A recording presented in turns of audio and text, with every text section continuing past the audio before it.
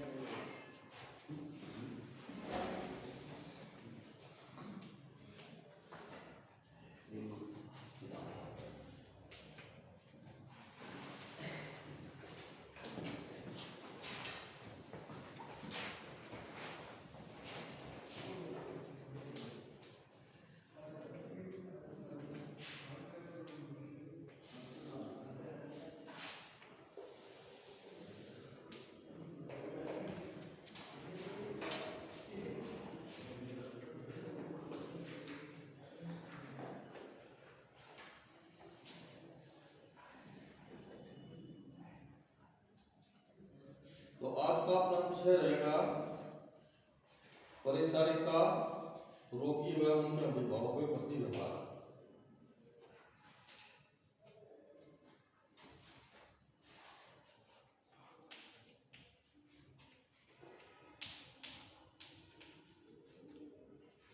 परिचारिका रोगी व उनके अभिभावक।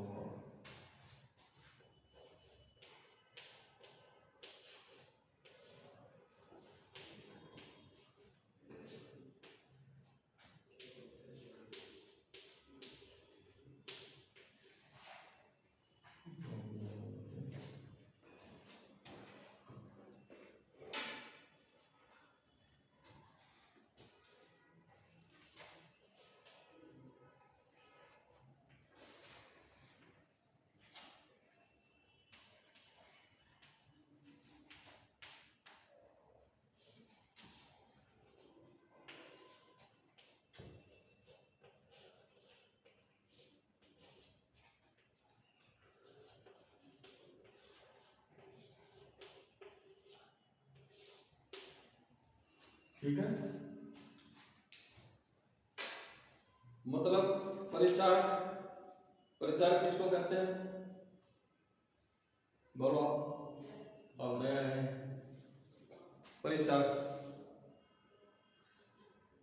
कंपाउंडर नर्स को कहते हैं।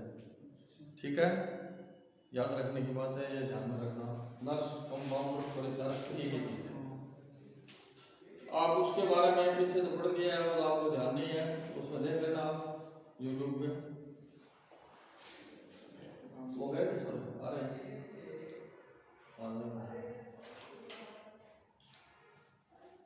तो अब कंपाउंडर का रोगी के उनके अभिभावकों के प्रति व्यवहार कैसा होना चाहिए, ये अपना आज पढ़ेंगे। परिचारक चिकित्सालय का एक महत्वपूर्ण व्यक्ति होता है, यानी कंपाउंडर एक चिकित्सालय का महत्वपूर्ण व्यक्ति होता है।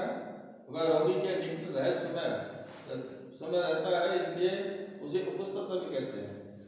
ज्यादातर कंपाउंडर जो है वो रोगी के समीप ही रहता है। क्यों? कोई इंजेक्शन लगाना है, गोली देनी है, कोई और है, इसलिए उसको उपस्थाता भी कहते हैं। क्या कहते हैं? उपस्थाता।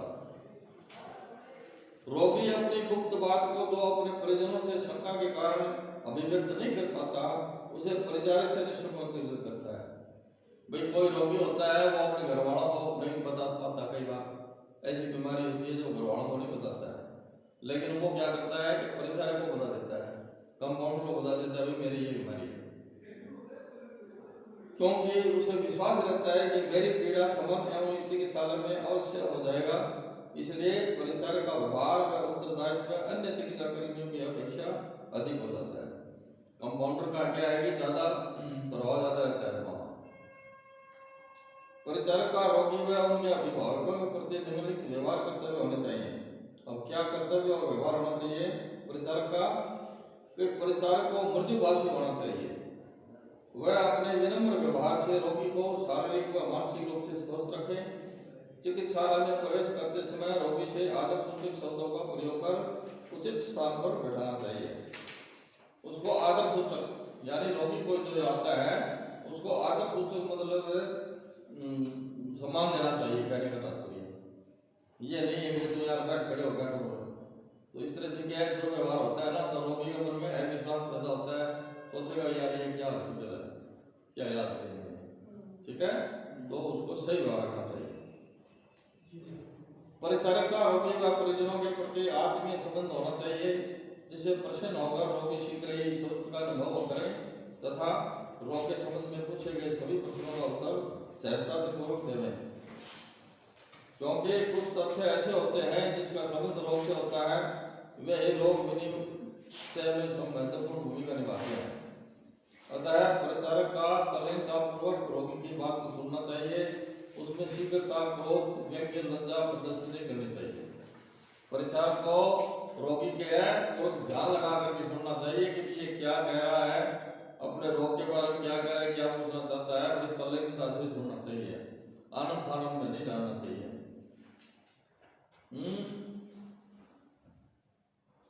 चिकित्सालय में रोगी चिकित्सा परिचर्या हेतु होता है। परिचर्या किसको कहते हैं? इलाज को। उसे विश्वास रहता है कि जिस स्थान पर मैं जा रहा हूँ वहाँ मेरे व्याधि के शमन के लिए उचित है, अतः परिचारक को चाहिए कि रोगी को आराध्य की सेवा करें। आराध्य मतलब होता है देवता।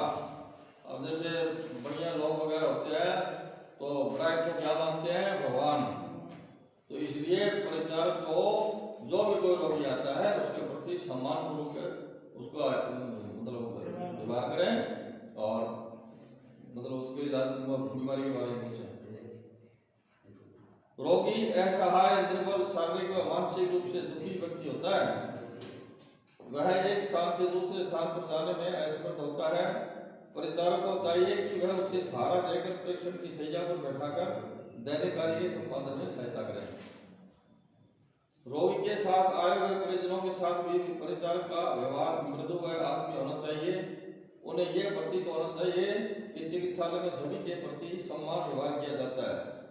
रोग के चिकित्सा लाभ लेकर स्वस्थ होने की स्थिति में वही रोगी, वही परिजन समाज में चिकित्सालय के कर्मचारियों और प्रबंधन का गुणगान करते हैं। अगर आप अच्छा व्यवहार करोगे हॉस्पिटल में तो वो बाहर जा करके आपके ही गुणगान करेंगे क्योंकि हॉस्पिटल बहुत बढ़िया है, इलाज भी अच्छा हो रहा है। जिसमें चिकित्सालय में रोगी की संख्या में उत्तरोत्तर वृद्धि होने के साथ ज्ञानवर्धन समुचित अवसर मिलता है। अगर ऐसा करोगे तो रोगी खूब आएंगे और आपको उनका एक्सपीरियंस भी मिलेगा। कभी ये रोगी आया था, ये ठीक हो गया, अच्छा व्यवहार किया, हमने दोबारा आया है, तो आपकी गुणगान करते हुए वो आपकी छवि बनेगी। रोगी के परीक्षण आदि में सहयोग के साथ ही साथ परिचारक का कर्तव्य है कि उसके अंतरंग विभाग में आने पर शैया, अंतरंग किसे कहते हैं? इंडोर को शैया, सफाई, प्रकाश, औषधि, पथ्य आदि की व्यवस्था पूर्ण बंदोबस्त करें। एक तो इंडोर होता है, एक होता है आउटडोर। समझ गए होंगे आप? आउटडोर का मतलब क्या है कि जो पेशेंट होते हैं वो, और इंडोर का मतलब अपन भर्ती करते हैं। रोगी व परिचारक के संबंधों में कभी भी कटुता नहीं होनी चाहिए। परिचारक को चाहिए कि वह निस्वार्थ भाव से सेवा शुश्रूषा करें, कभी भी धन की इच्छा नहीं करें, लोभ लालच नहीं करें। अब उनसे मतलब ये आशा नहीं करेगी कि ये अपने को पैसे देगा, ठीक है। कभी कभी ये स्थिति होती है कि रोगी निर्धन होता है, उस समय अन्य व्यक्तियों तथा सहायता से न मिलने की स्थिति में परिचारक व चिकित्सालय द्वारा सहायता दी जाती है। रोगी के चिकित्सालय से निर्गमन होने के समय परिचारक का व्यवहार पूर्ववत होना चाहिए।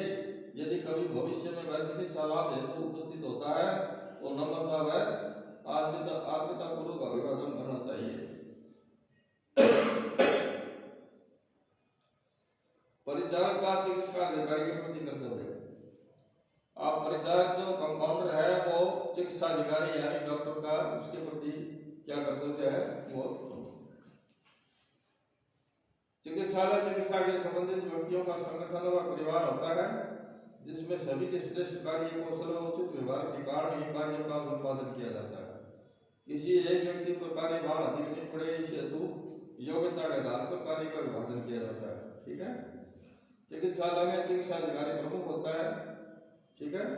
उसी के मार्गदर्शन में चिकित्सा सेवा की जाती है। अतः जो भी आदेश दिए जाते हैं उनका पालन परिचारक द्वारा किया जाता है।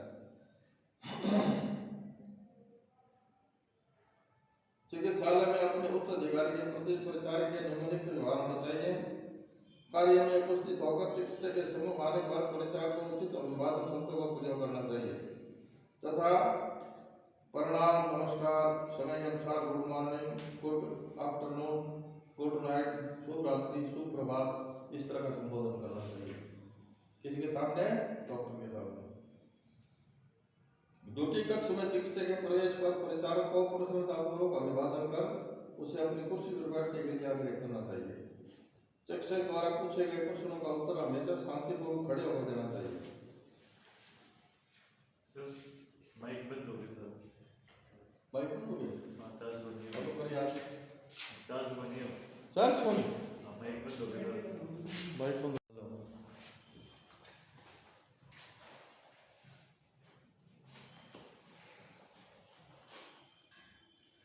हाँ, तो आप चल रहा है अपना विषय परिचारक का चिकित्सा अधिकारी के प्रति कर्तव्य।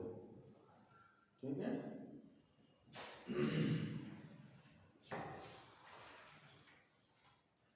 चिकित्सक को श्रीमान, साहब, सर आदि आदर्श शब्दों से संबोधित करना चाहिए। ठीक है।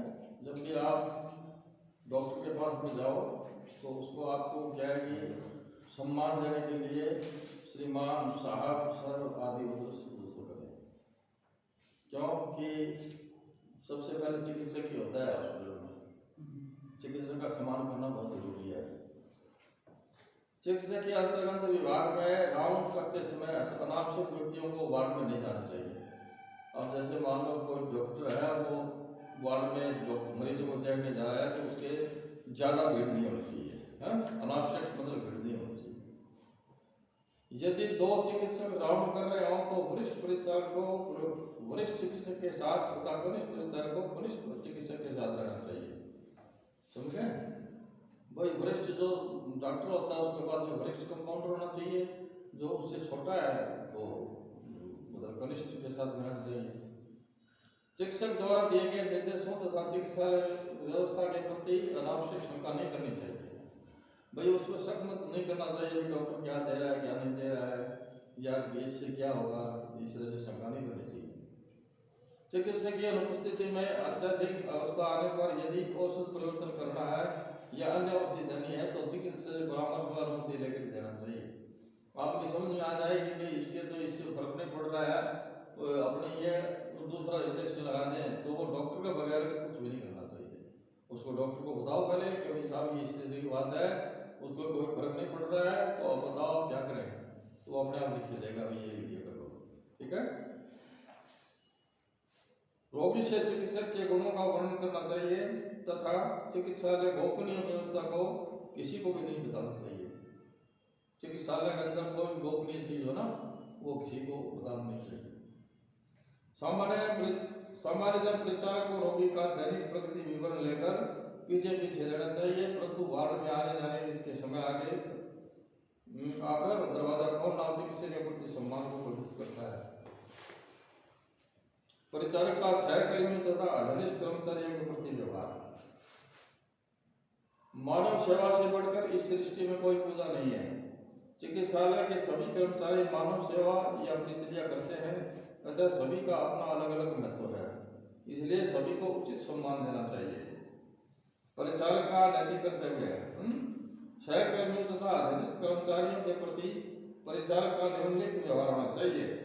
परिचारक का अपने सहकर्मियों के साथ मित्रवत संबंध होना चाहिए। परिचारक को अपने ज्ञान, अनुभव व दक्षता को न छिपाकर अपने सहकर्मी को श्रेष्ठ परिचर्या की प्रवृत्ति करना चाहिए। परिचारक को स्वयं अनुशासन में रहते हुए सहकर्मी को अनुशासन में रहने की सलाह देनी चाहिए। रोगी द्वारा बताए गए रोग के लक्षण, उत्तरोत्तर लाभ आने चिकित्सा व्यवस्था की जानकारी सहकर्मी से न छिपाकर पूर्ण रूप से बताना चाहिए। सहकर्मी का मतलब होता है अपने साथी को, जैसे कंपाउंडर है, कंपाउंडर को बता देना चाहिए। नियत समय पर कार्य पर उपस्थित होकर सहकर्मी को नियत समय पर उपस्थित होने के लिए सलाह देनी चाहिए। सहकर्मी से कटु अपशब्द व्यवहारिक शब्दों का व्यवहार नहीं करना चाहिए। परिचारक को साथ ग्रहण करते समय व ड्यूटी की समाप्ति के पश्चात औषधि यंत्र, शस्त्र, रोगी स्थिति आदि की जानकारी अपने सहकर्मी को ले देना चाहिए। क्योंकि बड़े बड़े हॉस्पिटल होते हैं, उनकी ड्यूटियाँ हैं वो चेंज होती रहती है, तो इसलिए एक की ड्यूटी पूरी हो गई तो दूसरे वाला आने वाला है ना, उसको पूरी स्थिति बता देना चाहिए मेडिसिन चल रही है, ये इसका परिपत्र है, इसको आगे ये दवाई देनी है, ठीक है। तो कुछ पढ़नी चाहिए। अत्यधिक रोगियों में अपेक्षित उपचार करने वाले रोगियों के कारण को सहकर्मी से बता देना चाहिए या दैनिक प्रगति व्यूह में उल्लेख करना चाहिए। अत्यधिक रोगी कौन सा आता है? अत्यधिक किसको कहते हैं? इमरजेंसी को। इमरजेंसी रोगी कोई होता है, उसकी जो भी कोई उल्टी आता है बस अपने सहकर्मी को पूरी डिटेल में बता देना चाहिए। ये शब्द जो है ना, ये संस्कृत के शब्द हैं, इसको शब्दों पर ध्यान देना। अत्यधिक, अत्यधिक का मतलब इमरजेंसी। हाँ है, हाँ आपातकालीन स्थिति। अपने सहकर्मी के चार्ज ग्रहण करने के पश्चात ही चिकित्सालय को छोड़ना चाहिए।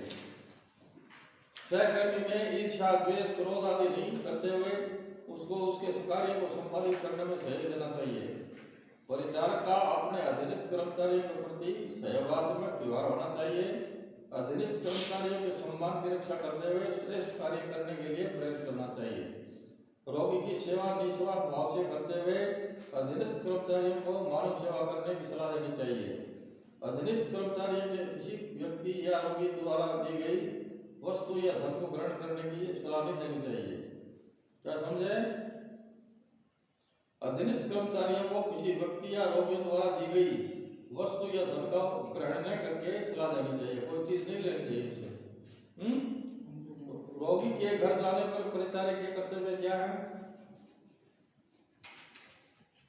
चिकित्सालय में रोगी की परिचर्या आसान होती है, जहाँ पर निरंतर चिकित्सक द्वारा उचित दिशा निर्देश अवलंबन होता है, परंतु रोगी घर पर परिचर्या अपेक्षाकृत कठिन होती है, क्योंकि घर का वातावरण चिकित्सालय के वातावरण से अलग होता है। अपर्याप्त साधनों के बावजूद समुचित सेवा करनी पड़ती है। इसके अतिरिक्त कभी कभी अत्यधिक अवस्था में भी परिचारक को रोगी के घर जाना पड़ता है। कभी कभी रोगी जीर्ण व्याधि से ग्रसित होने के कारण वह अत्यधिक दुर्बलता के कारण चिकित्सालय में आने में असमर्थ होता है। इस स्थिति में उसे घर पर ही प्रशिक्षित व्यक्ति से परिचर्या कराने की आवश्यकता पड़ती है। इस समय परिचारक अपने बुद्धि कौशल या परिचय देते हुए अत्यंत सावधानीपूर्वक रोगी व उसके परिजनों के व्यवहार करना चाहिए। रोगी के प्रति परिचारक के कर्तव्यों को निम्नलिखित दो भागों में विभक्त किया है। इसका मतलब ये हुआ कि जैसे रोगी कोई असमर्थ है हॉस्पिटल आने में, जैसे कोई बुढ़ा है या ज्यादा कोई सीरियस है, तो उसमें क्या है कि परिचारक है उसके घर पे जाए तो वो मतलब क्या है कि अपनी बुद्धि से अपने विवेक से उसका मतलब इलाज करना चाहिए, देखना चाहिए, और अगर वो भर्ती के लायक है तो उसको रेफर करना चाहिए कि भाई चलो डॉक्टर के पास में चलते हैं, ठीक है।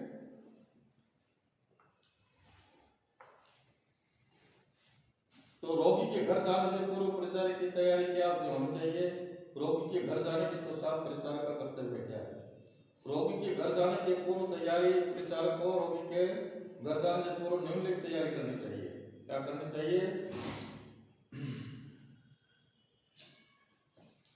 चिकित्सक की अनुमति। परिचारक को रोगी के घर जाने के लिए चिकित्सक को अनुमति लेकर जाना चाहिए, डॉक्टर से पूछ के जाना चाहिए।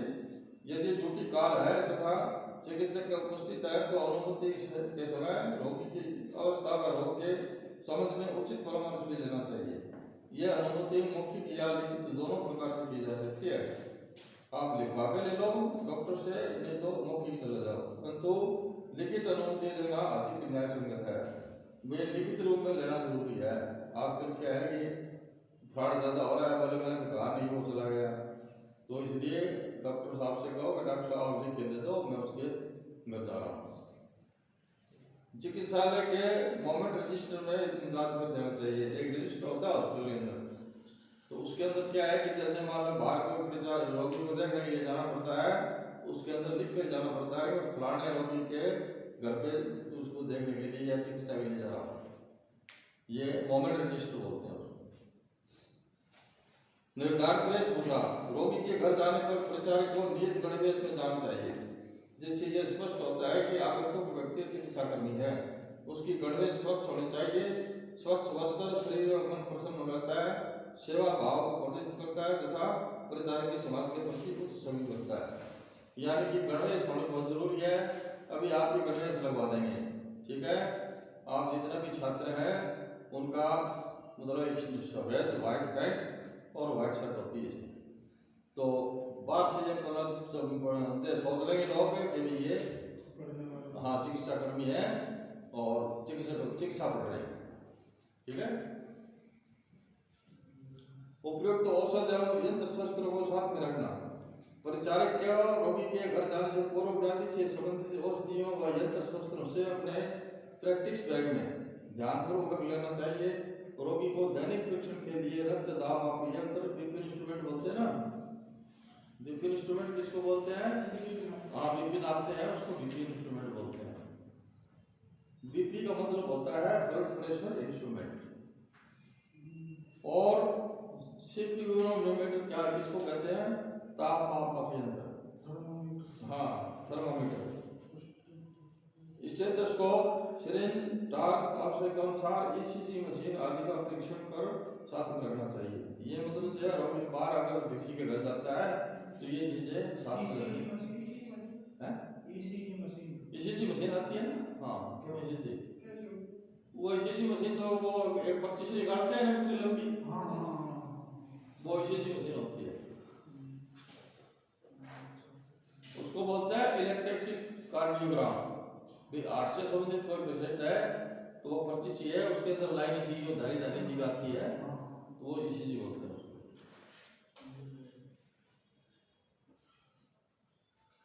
प्रकाश की उचित व्यवस्था। अत्यधिक अवस्था सामान्यतः रात्रिकालीन होती है। क्यों? शहरी क्षेत्र में तो प्रकाश की व्यवस्था होती है, परंतु ग्रामीण क्षेत्रों में रास्ते में अंधकार रहता है। इस स्थिति में प्रचारक को टॉर्च और या लैंप व्यवस्था रखनी चाहिए। कभी कभी दैनिक परीक्षण में भी प्रकाश की आवश्यकता पड़ती है। यह परीक्षण करते समय प्रकाश से बंद हो जाने के कारण उचित परीक्षण नहीं हो पाता तथा रिकॉर्ड त्रुटिपूर्ण हो जाता है। इसी स्थिति में प्रचारक को टॉर्च आदि साथ लेना चाहिए। ऋतु का ध्यान रखना चाहिए। मनुष्य के रोगग्रस्त होने का कोई नियत समय नहीं होता है, कोई फिक्स टाइम तो नहीं है कि रोगी भी हो। इस बात को ध्यान में रखते हुए प्रचारक को प्रत्येक ऋतु या समय में तैयार रहना चाहिए। मौसम से बचाव हेतु उपयोगी संसाधनों को साथ में रखना चाहिए। वर्षा धूप आदि से बचने के लिए छाते व रेनकोट, शीत ऋतु में ऊनी कपड़े, दस्ताना, मोजा आदि पहनना चाहिए, ठीक है। इन साधनों का प्रयोग करने से परिचारक नियत समय पर अपने कार्य का संपादन बिना किसी बाधा के कर लेता है। परिचारक का समझ गया ना आपको क्या है? परिचारक किसको कहते हैं? हाँ कंपाउंडर। ये कंपाउंडर की बातें चल रही है सारी। रात्रि काल में कुशल सहायता को साथ ले लेना चाहिए। परिचारक को रात में क्षेत्र के समय में जानने वाले चिकित्सा कार्य का ज्ञान रखने वाले तो औषध और यंत्र शस्त्र के प्रयोग में सहायता कर सकता है।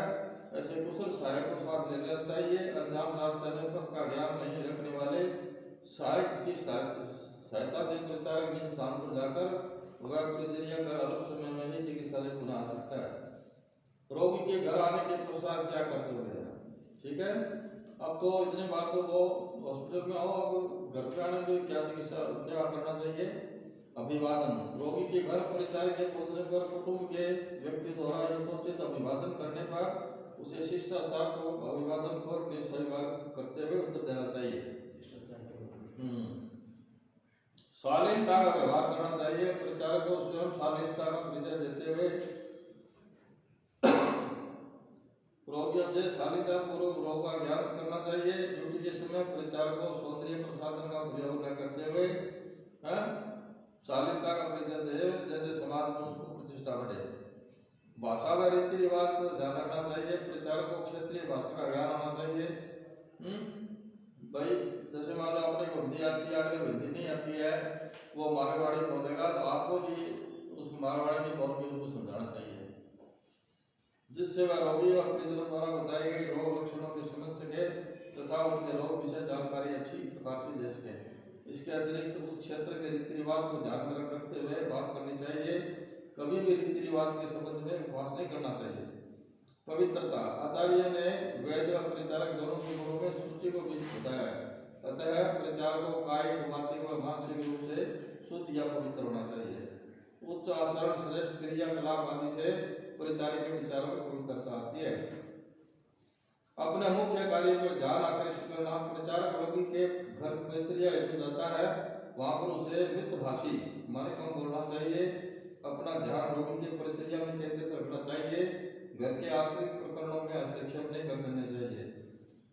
क्या समझे कि कंपाउंडर घर पे जाता है रोगी के लिए तो ये मत पूछना भैया थारा भैंस है गाय है दूध कितनों पे है, इससे फालतू की बातें नहीं करनी चाहिए। अपने रोगी के जो है उसे रोगी के से मतलब उसी हिसाब से बात करनी चाहिए। रोगी का परीक्षण। परिचारक को रोगी के घर पहुंचने पर सर्वप्रथम रोगी का परीक्षण कर दैनिक प्रगति विवरण में लिखना चाहिए। प्रत्येक दिन नाड़ी, श्वसन, रक्तभार, मूत्र, मल, प्रवृत्ति संख्या, आहार, निद्रा आदि का परीक्षण करना चाहिए। भाई तेरे को नींद आती है नहीं आती है, उसको नाड़ी पकड़ के देख तो भाई चल कैसी चल रही है, श्वास कैसे आ रहा है, रक्तभार इसका मतलब ब्लड प्रेशर है कितना है, वो सब उस परिचारक को देखना चाहिए। परीक्षण के समय ये ध्यान रखना चाहिए कि उस व्याधि से संबंधित बातों को ही रोगी पूछे। महिला रोगी के परीक्षण में परिचारक को विशेष सावधानी बरतनी चाहिए। ठीक है, अकेले में लज्जा के कारण महिला रोगी अपने व्याधि से संबंधित बातें नहीं बता पाती है, इसलिए घर के किसी बुजुर्ग महिला को सहायता के लिए साथ में रखकर परीक्षण करना चाहिए। समझ गए? रोगी द्वारा प्रदत्त वस्तुओं को ग्रहण नहीं करना। परिचारक को रोगी के घर जाने पर अपनी सेवा शुश्रूषा तथा खान पान आदि नहीं करना चाहिए। वो कोई कंपाउंडर जा बोले भाई डॉक्टर साहब आए बोले चावड़ी बना दो, तो इस तरह की चीज नहीं करनी चाहिए। वहाँ अपने काम से काम मतलब रखना, केवल अनौपचारिकता का निर्वहन कर अपने कार्य का ध्यान देना चाहिए। रोगी द्वारा नियत फीस के अतिरिक्त किसी प्रकार के अन्य धन की भी अपेक्षा नहीं करनी चाहिए। हाँ, अगर थारी निर्धारित कोई फीस है तो वह फीस ले लो, 100 रुपये 50 रुपये जो भी है वो आपने अपने ले लेना चाहिए। रात्रिकालीन ड्यूटी में परिचारक के कर्तव्य क्या है? सामान्यतः रात्रिकालीन ड्यूटी 8 बजे से लेकर के प्रातः 8 बजे तक होती है। ठीक है, रात्रिकाल रोगी के आराम के लिए होता है, इसलिए उस समय परिचारक ऐसी व्यवस्था करे जिससे रोगी को अधिक से अधिक विश्राम मिले। साधारणतः अत्यंत अवस्था रात्रिकाल में आती है, मतलब इमरजेंसी, तथा उस समय चिकित्सालय में चिकित्सक, परिचारक और अन्य चिकित्सा कर्मियों की संख्या कम होती है। इसलिए परिचारक को विनम्रता पूर्वक बुद्धि कौशल का परिचय देते हुए अपने कार्य को सुचारू रूप से संपादित करना चाहिए। दिन में सभी कर्मचारी कार्य करते हैं परंतु रात्रि में सोते हैं। रात्रिकालीन ड्यूटी पर उपस्थित परिचारक को नींद आना स्वाभाविक है, परंतु ड्यूटी पर नींद लेना अनुशासनहीनता की श्रेणी में आता है। भाई तुम सोते सारा सोते हैं, आप ही सो जाओ, कंपाउंडर सोचा भाई आप ही सो जाओ, तो वो ये नियम विरुद्ध है, उसको नहीं होना चाहिए। ठीक है, इसलिए थकान व कष्ट को सहन करते हुए अपने कार्य में तल्लीन रहना चाहिए। परिचारक का मुख्य कर्तव्य है। इसके अतिरिक्त रात्रि काल में परिचारक के नियमित कर्तव्य हैं। ये क्या कर्तव्य है रात्रि काल में? भाई हॉस्पिटल के अंदर क्या है, रात्रि ड्यूटी लगती है ना, उसमें क्या कर्तव्य है? सर्वप्रथम कार्य पर उपस्थित होते ही उपस्थित पत्रिका पर हस्ताक्षर करना चाहिए। बड़ी अपना रजिस्टर है ना रात्रिकालीन का, उसमें दस्तखत करो।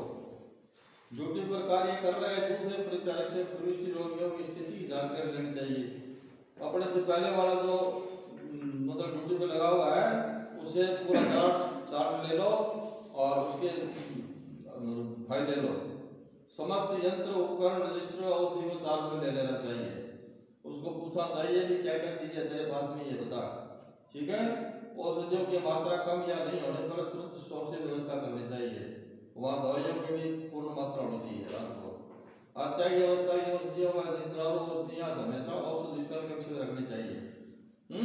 एक तो इमरजेंसी दवाई और एक औषधि निद्रालु, यानी नींद वगैरह नहीं आ रहे तो इंजेक्शन वगैरह दवाइयाँ वगैरह होती है वो हॉस्पिटल में होनी चाहिए रात्रिकालीन।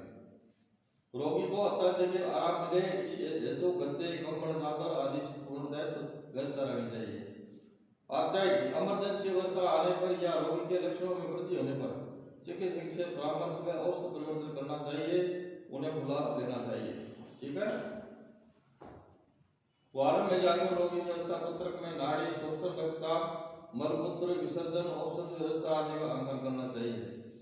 नाड़ी समझ गए ना, नाड़ी शोषण, रक्तचाप वगैरह, रक्तचाप किसको कहते हैं?